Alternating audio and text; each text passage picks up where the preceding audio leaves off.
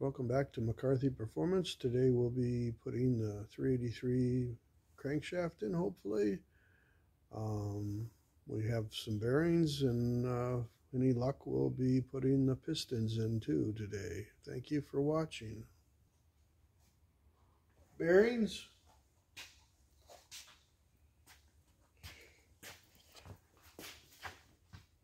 And I said I had two missing. I used the two out of the other set. These are United States bearings, and they fit perfect. Absolutely perfect. Couldn't ask for anything better. The other ones that I was having problems with,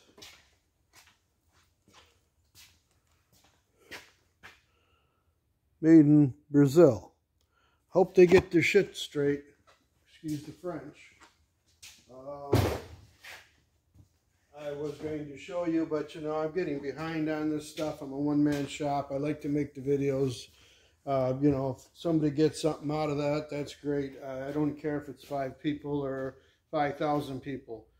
But I can absolutely guarantee you that this one was at 4 before, and now it's at 3 or 2.8.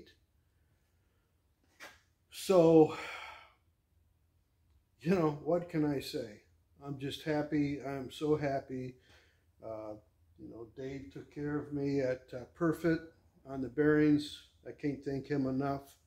He actually spent the time and physically pulled a set that had that were made in the United States. I'm not saying they're all made bad from Brazil, but you know, if you guys build a lot of engines out there, and you don't want to go through the trouble, you might want to see if you can get some Cleveland bearings that are made in the United States, because the ones in Brazil so far that I can see aren't worth a damn. So we're putting it together.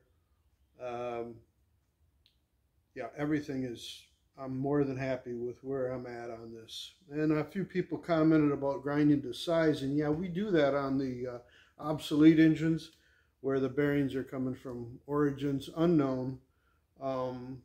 You know, sometimes you can get lucky and find some new old stock bearings. It's a rotten shame, you know, that you can pull a bearing off the shelf that's 50 years old, takes you an hour and a half to get the cosmoline off of it. When you get it out of the cosmoline and you clean it up, it's a better bearing than we can get now. With all the technology and everything, you think we could get better bearings.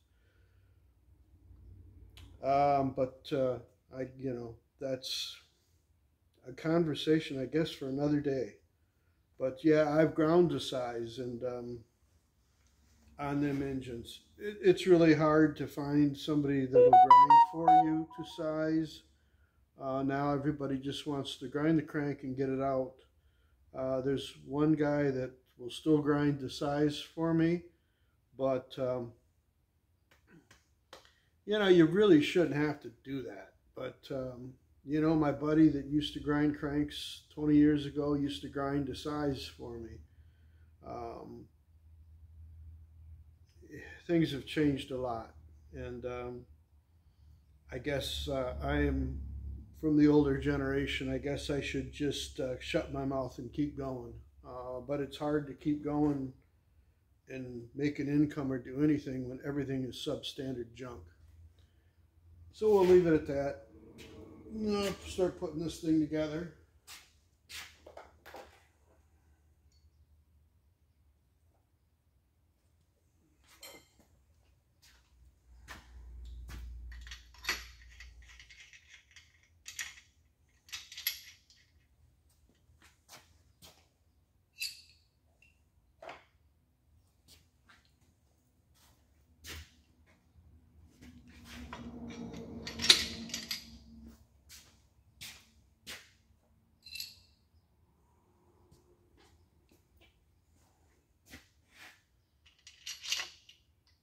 When you install the piston rings, you always want to make sure they're clean, and the oil ring rails you especially want to make sure they're clean, because they're extremely dirty, and very few times are they very clean. They're usually horrible. That one I've already wiped twice, so this one hasn't been. We'll see how bad that one is. Lacquer thinner on a paper towel is pretty much what I use. So you want to make sure these things are clean, because they never are.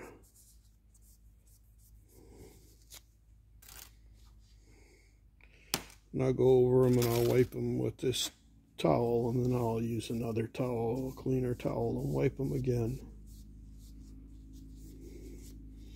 I don't know why the rails are so oily, so dirty. I guess maybe it's the process, the way they grind them, or maybe they just, I don't know, but they always seem to be pretty bad.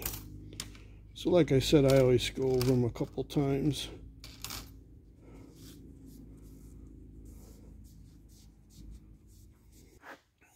So we've got bearings in the rods, torqued up, and have our sun and dial bore gauge that reads intense. Now this bearing is reading 2.5, which is fine. That's okay. I don't mind that. So we're 2.5 right there. I don't know if you can see it or not, but we're at 2.5. You have to take my word if you can't see it. Back to the Brazilian bearings now. These are ones. Okay. Usually I split my ones with the standard, and that usually gets me at 2.5. I was at just almost at 3 with the standard United States, USA made bearings. So I have some over here. Let's see if yeah, made in United States right there. Okay, if I put them in there right now, I'll have almost 3. That's a 1 under. So if you want to go by them, I should be at 2. And if I split it, I should be at 2.5. I'm not at 2.5. I'm at 2.5 with the whole thing. So that means that their bearings are off a 0.5 thousandths. If you want to look at it that way, if you don't want to look at it that way, that's fine. But luckily I have a whole set of 8 of these here, so it's no problem. It's just the variance in their bearings, because if this thing's almost reading 3, and if I split that, it'd be 2.5. And it normally is with the United States USA bearings, but with these I'm only gaining 0.5 thousandths. 2.5's fine. That's where I want to be at. But normally I don't have to use a whole set of these to achieve that. So the crush on the rod is on the tight end of the housing. So, you know, there's more crush on the bearing, which is, you know, it just seems kind of strange that that's what's going on. So, you know, you just have to buy a lot of bearings. We'll put the piston in the hole and probably call it a day. Okay, we're going to put this piston in, and this is the way I put them in. Other people put them in other ways, probably. I don't beat the pistons down. I tap them down lightly and slowly. I don't want to break any rings.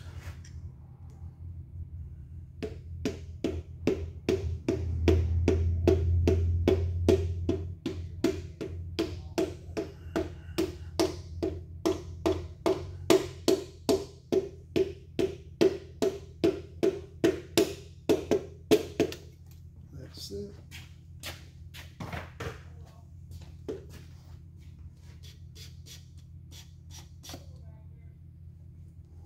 You're in the center of the wrist pin. Being this is the #1 side, this rod is closest to the cheek. There'll be a chamfer on the rod. Some rods have offset to them. Some rods have zero offset. The LS has zero offset. So you want to make sure that, well, this isn't an LS, obviously. It's a small block Chevrolet. But you always want to be aware of that. And some pistons have a mark on them. Now, see this heavy chamfer? That's always going to go to this side of the rod. This side of the rod is going to go to this side of the crank. Can't talk to you, sorry. And then the other side will be this side. Now, it's not really important, but you should have the tangs to the outside on most engines. Some engines are different. I'm not going to tell you the ones that are different. Just always check them. The chamfer is always going to ride up alongside of the radius of the crank, so you always want to make sure that's the most important thing. And then if you're in the center of the rod to the piston, you know, you've got them right. Some pistons have directional. They'll be stamped forward, F. They'll have a hash mark in them. They'll have a notch in them. Them always go forward. So, you know, you can put the rod in backwards, obviously, and you don't want to do that. You don't want to put the piston in backwards either. For example, on these pistons here, now this one here is marked front. You can barely see it. These are some old TRW forgings, OEM replacements, and here is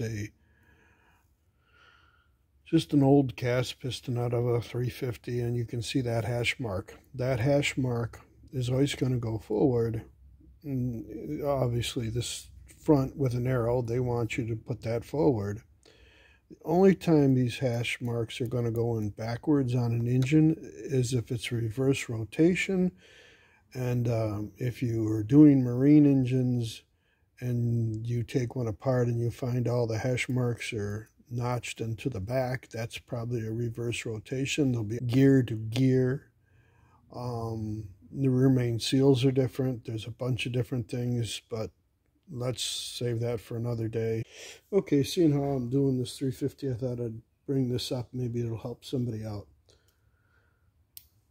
If you tap these with quarter 20 NPT, you want to make sure that you don't run the tap too far in, because there's a hole for oiling here, and you don't want to restrict that or close that off. Now, another thing is when you run a dual roller on some of these blocks, this part of the casting hits.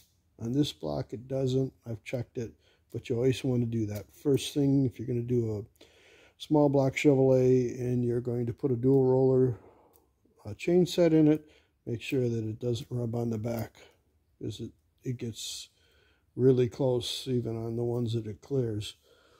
So when you tap these out, the factory uses this type of plug. If you can see it, I think you can. Yeah, okay. There's nothing really wrong with them if you stake them in, or use 620 Loctite and stake them in. I do both. Now on this plug, I use there's a couple different size pipe plugs you can get. There's some shallow ones, and then there's a little bit longer plugs. I use the shallow ones. And on this one here, because there is a hole for oiling here, I take a welding rod and I bend a 90 on it, and I put it in there, and I hold my finger up right to it, to the end of my fingernail. And if you hold them up and you look, you can see that I've got plenty of clearance, even if it goes down a little bit further. And with a little bit of red Loctite, you know, you can see how far it's tracking in.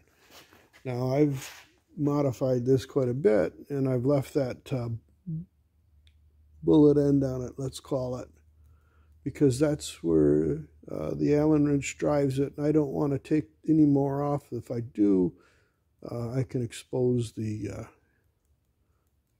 Allen, and then I'll just have a hole in it, and that won't be no good. So I just thought I'd bring that up, seeing how I'm right in the middle of this job, and if anybody was wondering how to do that, that's how you do it. And here's a shallow plug. This one was a little bit wider. Obviously it tapers, so you know, leaving the threads out here ain't gonna hurt nothing. Leaving the threads here maybe will interfere with the oiling. 460 Fords do this too. Not that, I mean, they back angle plugs, and if you put the wrong plug in a 460 Ford, you'll have some problems. So just thought I'd bring that up.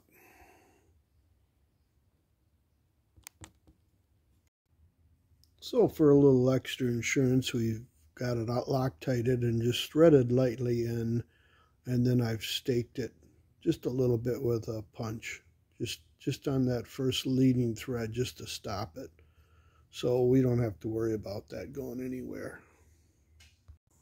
Well, I think we're going to call it a day,